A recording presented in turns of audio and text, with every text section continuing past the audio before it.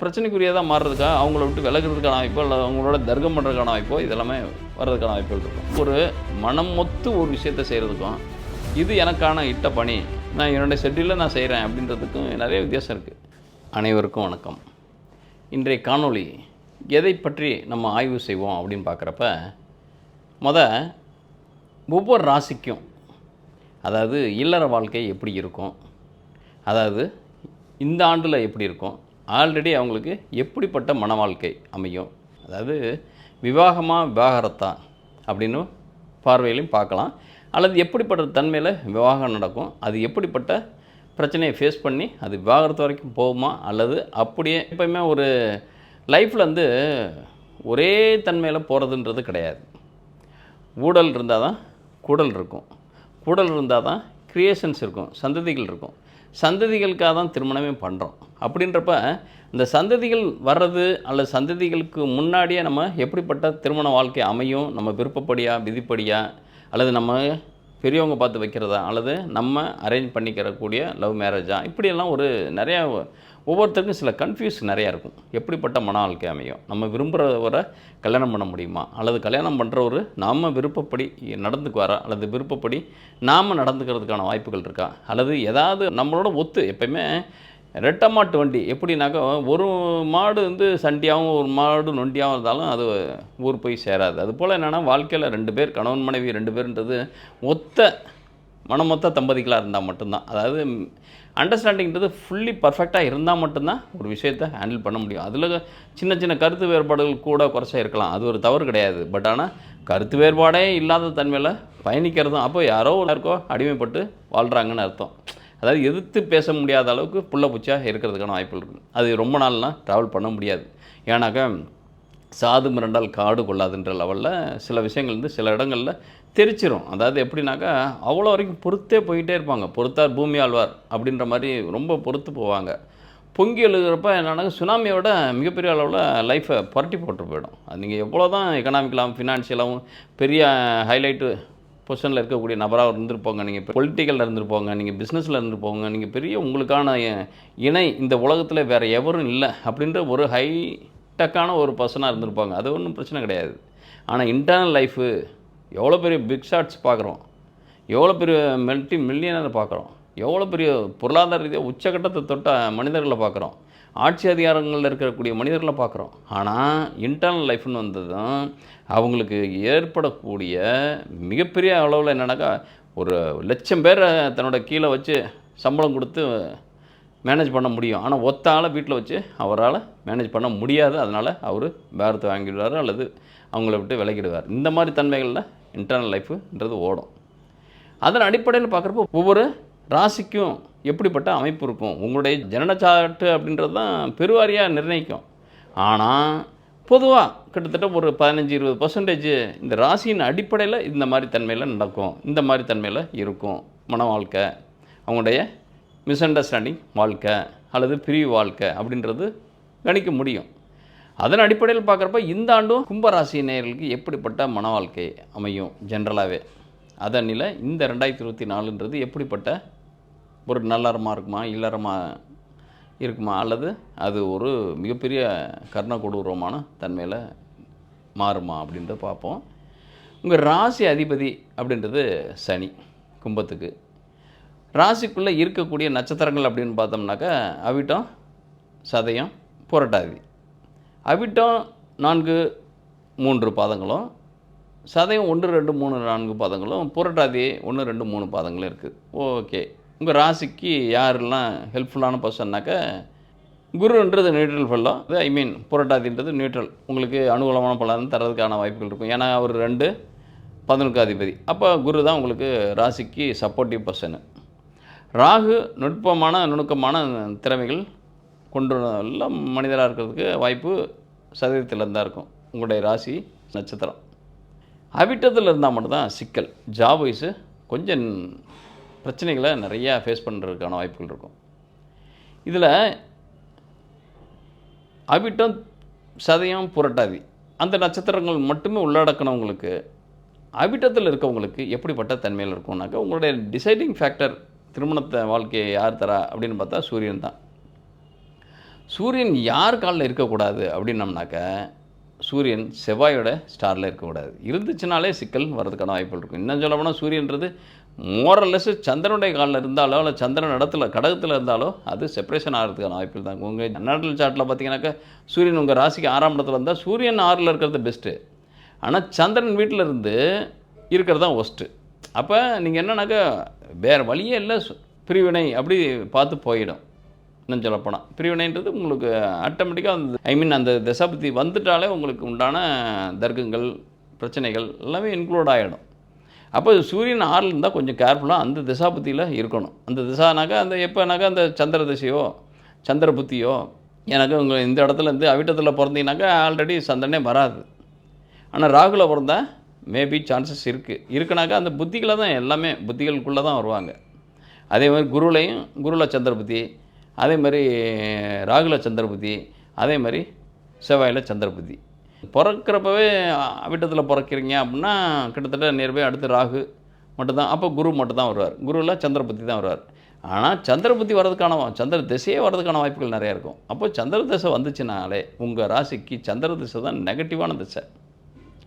அதுக்குள்ளே வரக்கூடிய சூரிய புத்தின்றது கம்ப்ளீட்டாக உங்களை பிரித்து விடுறதுக்கான வாய்ப்புகள் நிறையவே இருக்கும். செப்பரேஷன் ஆகிறதுக்கான வாய்ப்புகள், டைவர்ஸ் ஆகிறதுக்கான வாய்ப்புகள்லாம் நிறையவே இருக்கும்.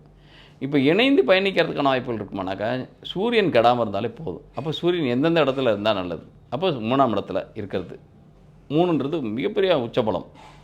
அதுலேயும் அவர் சூரியன் உங்களுக்கு கேதுலையும் சுக்கிரன்லையும் சூரியனும் அந்த இடத்துல பார்த்தீங்கன்னாக்கா 3ஆம் இடம்ன்றது மேசத்தில் கேது சுக்கிரன் சூரியன் நட்சத்திரங்கள் தான் இருக்கும். அப்போ கேது சுக்கிரன் சூரியன் நட்சத்திரங்கள் எங்கே இருந்தாலும் நீங்கள் சேரலாம்னாக்கா இந்த சூரியனுடைய நட்சத்திரம் பாசிட்டிவான விஷயங்களை செய்யும். அப்படின்றப்ப சுக்கிரனுடைய நட்சத்திரம், கேதுவோட நட்சத்திரம், அப்படி அஸ்வினி மகம் மூலம், பரணி பூரம் போராடம், இது ஓகே.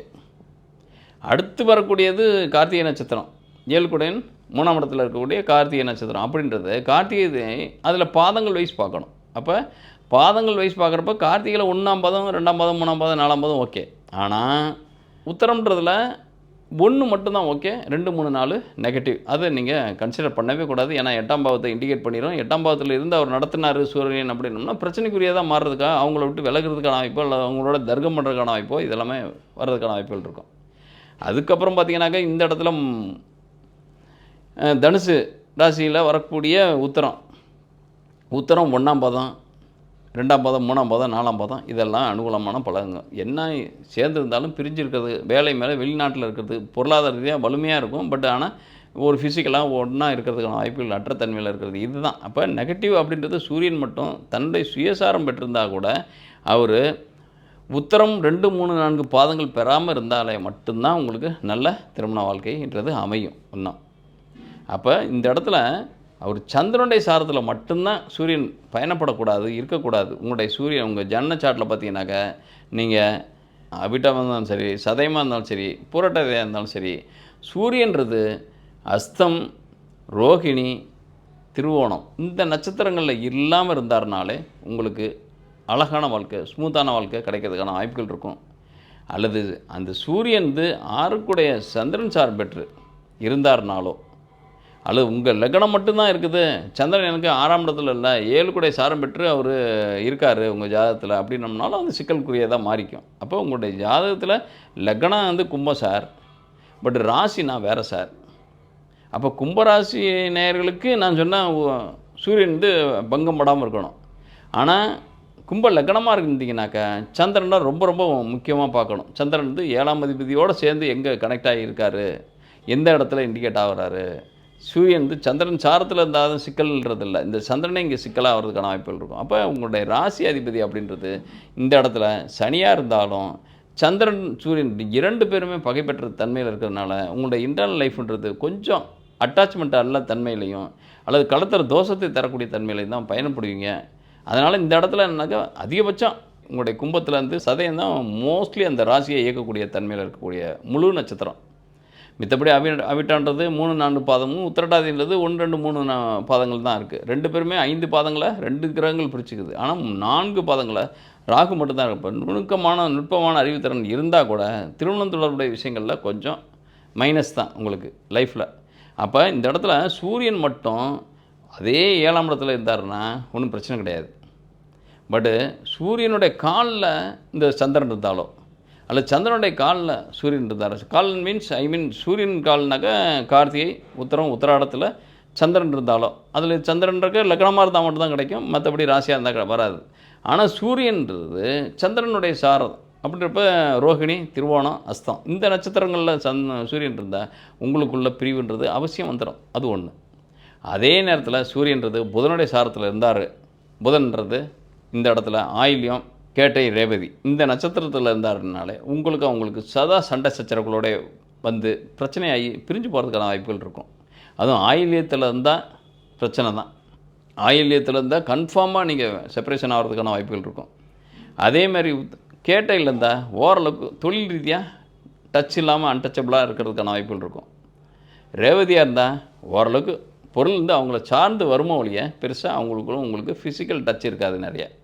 அப்போ இது மாதிரி தன்மையில் தான் உங்களுடைய சூரியன் உங்களுடைய டிசைடிங் ஃபேக்டராக மாறுவார் ஒழிய மற்றபடி உங்களுக்கு இந்த திருமண வாழ்க்கை அப்படின்றது சுமூத்தான வாழ்க்கையை தருமானாக்க வெளி தோற்றத்துக்கு உங்களுக்கான மெர்சலான ஒரு தன்மை இருக்கும். பட் உங்களை கேர் பண்ணாத தன்மையில் தான் உங்களுடைய ஹஸ்பண்டாக இருந்தாலும் சரி, ஒய்ஃபாக இருந்தாலும் இருப்பாங்க.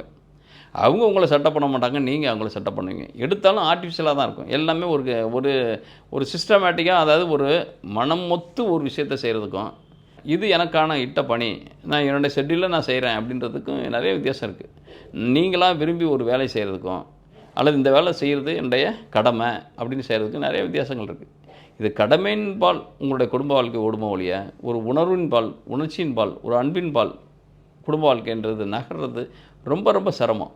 ஏன்னா எண்ணம் ஒரு பக்கம் இருக்கும், செயல் ஒரு பக்கம் இருக்கும். ஆனால் நிர்பந்தத்தின் அடிப்படையில் குடும்ப வாழ்க்கையில் சமைக்கிறதுலேருந்து தூங்குற வரைக்கும் எல்லாமே அடுத்தவங்களுடைய ஃபார்மெட்டுக்குள்ளவே நம்ம லைஃப்பை லீட் பண்ணுறதுக்கான வாய்ப்புகள் இருக்கும். அப்போ இந்த சதய நட்சத்திரத்துலேயும் அந்த கும்பராசிலையும் இருக்கக்கூடிய நபர்கள் அதிக அளவில் சஃபர் தன்னுடைய ஹஸ்பண்ட் ஒய்ஃபுக்குள்ளே நிறைய கான்ஃப்ளிக்ட் இருந்தாலும் வெளியே பெருசாக அதை ஷேர் பண்ணிக்காத தன்மையில் ஏதோ ஏனோ தானோ, ஆனால் உள்ளே பெருசாக மதிப்பும் மரியாதையும் இங்கே இருக்காது. இருந்தாலும் ஆர்டிஃபிஷியலாக கடமைக்கு ஒருத்தருக்கு ஒருத்தர் தன்னுடைய ஷேரிங் நடக்குமோ ஒழிய சமயத்தில் விட்டாலும் அவங்க அதை கவலைப்படாத தன்மையில் வாழ்வாங்க. வேறு ஒன்றும் கிடையாது. இருந்தாலும் ஒன்றும் இல்லாதனாலும் ஒன்று அந்த மாதிரி கான்செப்டில் தேரிக்குள்ளே தான் போயிடுவாங்க.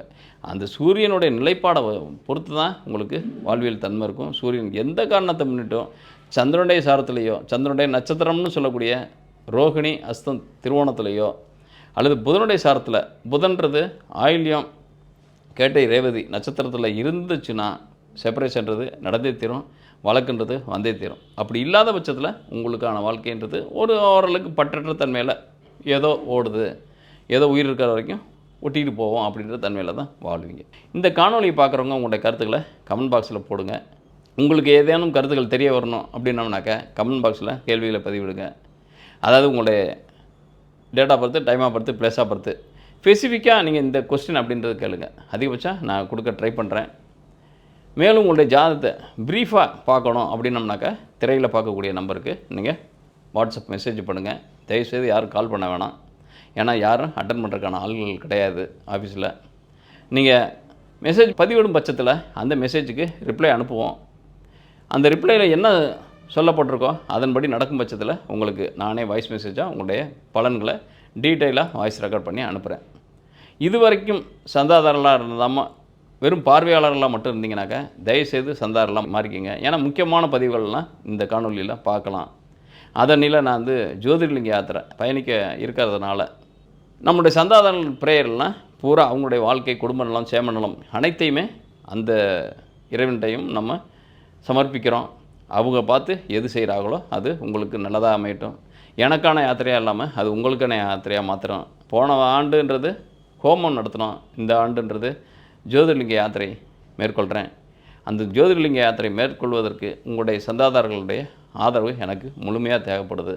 அந்த இடத்துல உங்களுக்கான ப்ரேயரை நாங்கள் சமர்ப்பிக்கும் பட்சத்தில் உங்களுடைய குடும்பம் சேமமாக இருக்கிறதுக்கான வாழ்த்துக்கள் இறைவன் நிச்சயமாக உங்களுக்கு அருள்வார். நன்றி, வணக்கம்.